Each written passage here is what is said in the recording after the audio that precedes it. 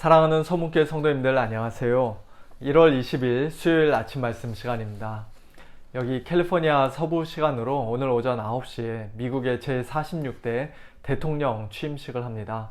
이제 공식적으로 임기를 시작하는 조 바이든 대통령과 신임 행정부가 정말로 하나님을 경외하고 하나님을 두려워하고 또 국민들을 사랑하는 마음으로 올바르게 정치하고 지금 현재 미국이 처해 있는 이 어려운 상황들을 잘 해결해 나갈 수 있기를 위해 우리가 다 같이 한 마음으로 기도해야 할 줄로 믿습니다. 오늘 아침에 함께 묵상하실 하나님의 말씀은 누가복음 7장 18절부터 35절까지인데요.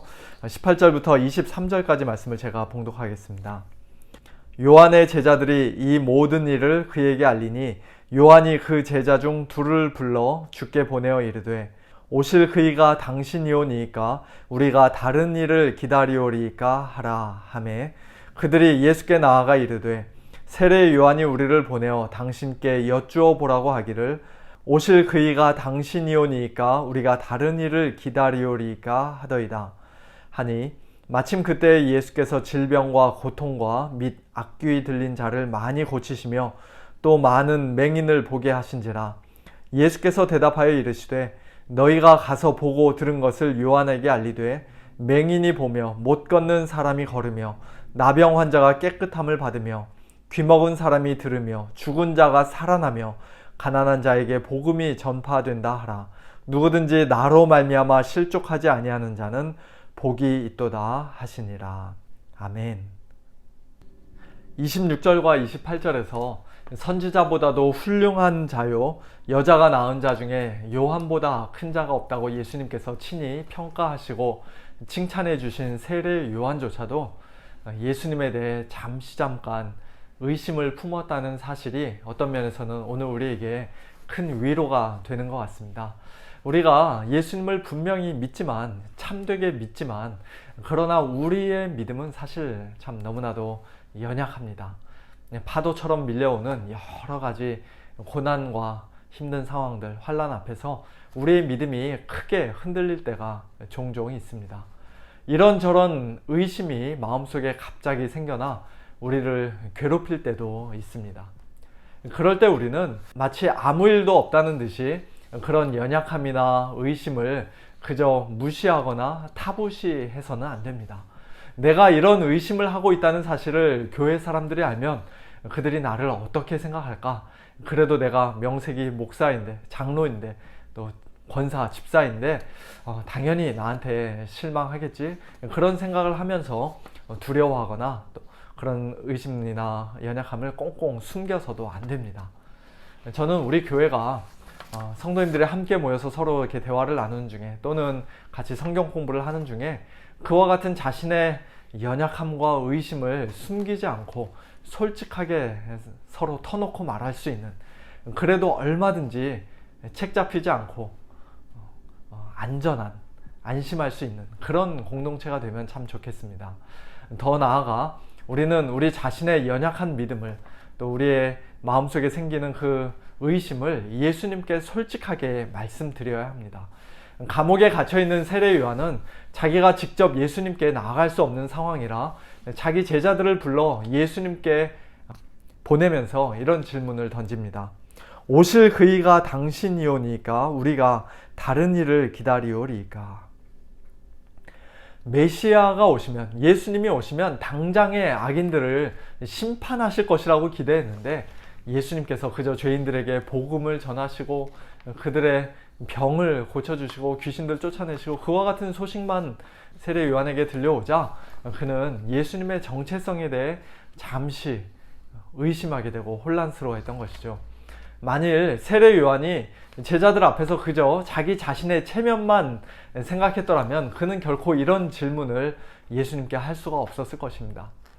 예전에 자기가 예수님을 친히 증거하면서 했던 말들을 자기 제자들이 이미 다 들어서 알고 있는데 만일 예수님이 참 메시아가 아니라 또 다른 일을 기다려야만 하는 그런 상황이라면 그동안 자기가 했던 모든 말과 사역들이 한순간에 와르르 다 무너지고 물거품이 되고 말 것이기 때문입니다. 어떻게 보면 굉장히 위험한 질문을 세례 요한은 지금 예수님께 하고 있는 것이에요. 하지만 그런 위험한 질문, 그러나 매우 중요한 질문을 그가 숨기지 않고 예수님께 정직하게 또 용감하게 아뢰었기에 그는 예수님으로부터 한층 더 분명한 답을 얻을 수가 있었습니다. 22절, 예수께서 대답하여 이르시되 너희가 가서 보고 들은 것을 요한에게 알리되 맹인이 보며 못 걷는 사람이 걸으며 나병 환자가 깨끗함을 받으며 귀먹은 사람이 들으며 죽은 자가 살아나며 가난한 자에게 복음이 전파된다 하라. 무슨 뜻입니까? 예수님께서 구약 성경에 미리 예언된, 특별히 이사야와 같은 선지자들을 통해서 분명하게 예언된 진짜 메시아가 맞다는 말씀입니다.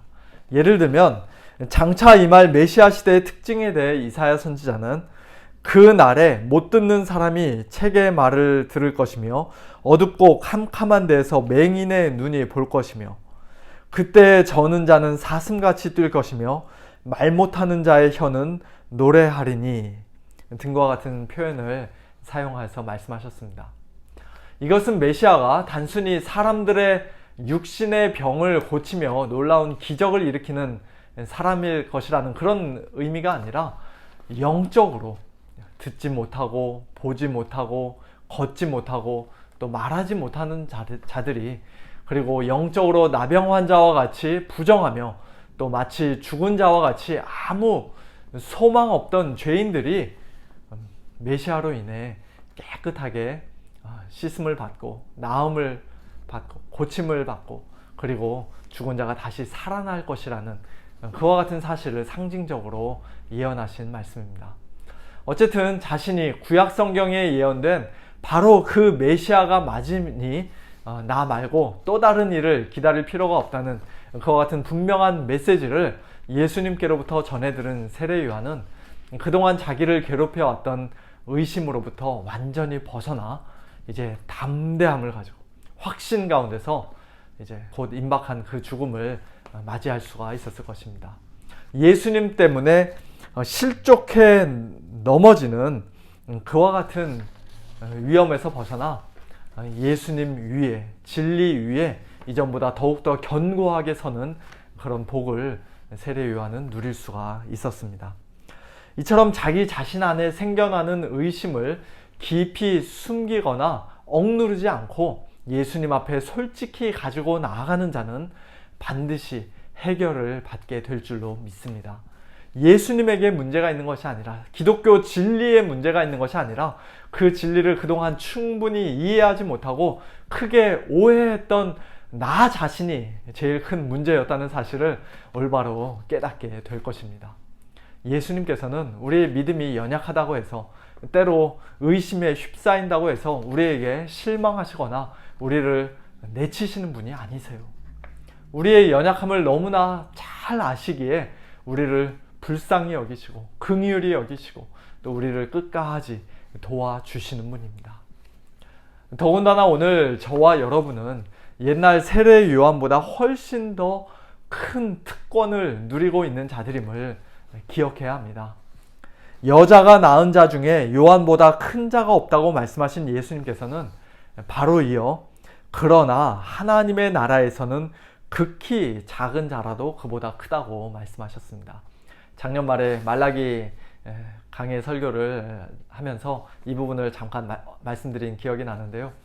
이것은 세례 요한이 예수님을 잠시 의심했다고 해서 예수님께서 그를 폄하하시거나 또는 예수님이 서운한 마음을 가지고 하시는 그런 말씀이 아니죠. 세례 요한보다 우리가 인격적으로 또는 성품적으로 사역적으로 더 훌륭하다는 그런 말씀도 아닙니다. 메시아이신 예수님의 길을 예수님 바로 앞에서 준비했고 또 예수님을 가장 가까이에서 증거했던 세례 요한은 분명 구약의 모든 선지자들 중 가장 위대하고 가장 영광스러운 직분을 감당한 사람이었지만, 그러나 그는 예수님의 십자가와 부활과 승천과 성령 강림을 통해 이 땅에 시작된 하나님의 나라를 눈으로 직접 보지 못하고 온전히 경험하지 못하고 이 세상을 떠났습니다. 그런 의미로 하나님의 나라에서는 극히 작은 자라도 심지어는 오늘 저와 여러분처럼 정말 평범한 그런 성도들이라도 세례 요한보다 더 크다고 말씀하신 것이에요. 우리가 잘나서가 아니라 예수님의 십자가와 부활, 오순절 성령 강림 이쪽 건너편에 우리가 지금 살고 있기 때문입니다. 하나님의 나라를 구약시대의 모형과 그림자로서가 아니라 이 땅에 임한 실체로서 맛보고 그 능력과 영광과 기쁨을 우리가 지금 현재 풍성히 누리며 살고 있기 때문입니다. 그러므로 오늘 우리는 옛날 세례 요한이 감옥 속에서 가졌던 확신보다 훨씬 더 큰 확신을 가지고 이 땅에서 살아갈 수 있습니다. 당시 세례 요한에게 충만했던 기쁨이 신랑의 친구로서 그 신랑의 음성을 듣는 기쁨이었다면 오늘 우리의 기쁨은 그 신랑의 신부로서 누리는 기쁨이기에 훨씬 더 큰 기쁨이 우리 안에 충만해야 마땅합니다. 나병 환자와도 같이 더럽고 부정했던 저를 십자가의 보혈로 깨끗이 씻어주시고 또 죽은 자와도 같았던 여러분을 성령의 능력으로 다시 살리셔서 예수님의 신부로 삼아주신 그 놀라운 은혜에 감사하면서 그 사랑을 더욱 굳게 확신하면서 오늘 하루도 충만한 기쁨 가지고 그 안에서 살아가는 복된 우리 모두가 다 될 수 있기를 우리 주님의 이름으로 축원합니다. 함께 기도하겠습니다. 하나님 아버지 감사합니다. 저희들 때로는 세례 요한과 같이 믿음이 연약해지고 의심에 휩싸일 때가 있지만 그와 같은 것들 숨기지 않고 솔직하게 다 고백하며 주님 앞에 나아가 아뢰을 때마다 주님 저희들 물리치지 않으시고 책망하지 않으시고 오히려 더 귀한 믿음으로 더 분명한 확신으로 저희들을 회복시켜 주시고 다시 세워주시는 주님의 놀라운 은혜에 감사를 드립니다. 특별히 저희들이 하나님 나라의 백성으로서 세례 요한보다 더 큰 자라는 그와 같은 참 놀라운 말씀을 하셨는데 하나님 아버지 저희들이 예수님의 그 십자가 보혈 죄사함의 은혜와 부활의 능력과 성령의 능력을 풍성히 맛보고 날마다 경험하며 사는 하나님 나라의 백성답게 세례 요한보다도 더 큰 확신 가지고 더 충만한 기쁨 가지고 하루하루 살아갈 수 있도록 주님 은혜를 베풀어 주옵소서. 사랑하는 우리 서문교회 성도님들 오늘도 이 은혜로 함께하여 주시되 특별히 우리 민호성 집사님을 주님 손에 맡겨드립니다. 하나님 아버지 긍휼히 여겨 주시고 우리 집사님을 하나님의 특별하신 도우심으로 능력으로 붙잡아 주시고 참 함께하여 주시옵소서. 특별히 마음이 연약해지지 아니하도록 아버지 하나님 그 믿음이 떨어지지 아니하도록 하나님께서 붙잡아 주시고 아버지 하나님 의심에 빠지지 아니하도록 더욱더 견고한 확신으로 함께하여 주시옵소서. 육신적으로도 너무 큰 통증이 있지 않도록 하나님 도와주시고 호흡하는데 너무 어렵지 않도록 도와주시고 아버지 하나님 주께서 원하시면 우리도 집사님 얼마든지 깨끗게 하실 수 있을 줄로 믿사오니 아버지 하나님 은혜를 베풀어 주시고 하나님 능력으로 함께하여 주시옵소서. 우리 미국 땅을 또 주님 앞에 맡겨드립니다. 하나님 오늘부터 이제 새로운 대통령과 행정부가 시작합니다. 위정자들을 주님께서 붙잡아 주셔서 정말 하나님을 두려워하고 국민들 사랑하는 마음으로 정치할 수 있도록 도와주시고 이 갈기갈기 나뉘어진 이 백성들의 마음이 국민들의 마음이 다시 하나가 되어 정말 하나님께서 기뻐하시는 모습으로 이 미국 땅을 다시 회복해 나아가는 그와 같은 놀라운 일이 있을 수 있도록 주님 축복하여 주시옵소서. 모든 것 주님께 맡겨드리며 살아계신 예수님의 이름으로 간절히 기도하옵나이다. 아멘. 성도님들 오늘도 하나님의 은혜 가운데 거하시고요. 우리 민집사님 위해서 계속 기도해 주시기 바랍니다. 내일 아침에 또 우리 유정원 목사님과 함께 말씀의 은혜 나누도록 하겠습니다. 안녕히 계세요.